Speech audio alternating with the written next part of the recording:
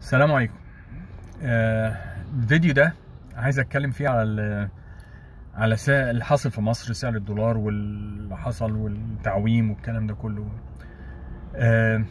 وفي حاجة بس جاية في دماغي، يعني دلوقتي الحكومة المصرية عملت عملة رهيبة بصراحة، قضت فيها على السوق السوداء، وبصراحة شابوه، يعني مش عارف اقول لكم ايه.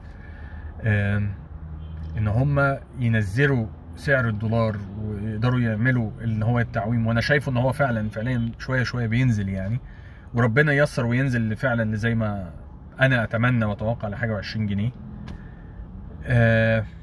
بس بصراحه حلوه.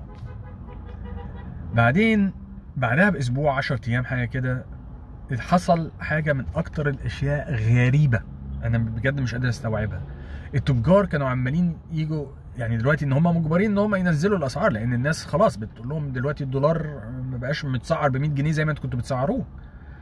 فالتجار وصلوا لدرجه ان هو يقول لا هو ما كانش الدولار، واي هبل في اي حاجه. وفعلا انا شفت في بعض الاسعار بتاعت بعض الحاجات ابتدت فعلا تنزل.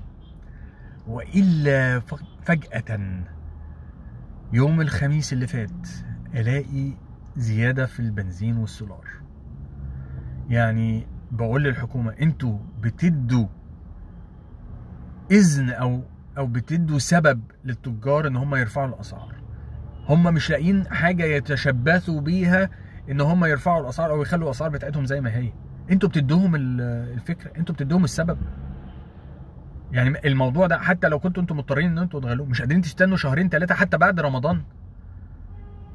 يعني بصراحه انا مش عارف مين اللي بيفكر، مش عارف التفكير ازاي. انتوا عملتوا شيء كويس وابتدى يجيب نتيجه، تقوموا منيلينه. لنا الله، بجد انا مش عارف مين اللي بيتخذ القرارات ومين اللي بيفكر الافكار العبقريه دي. لنا الله. السلام عليكم.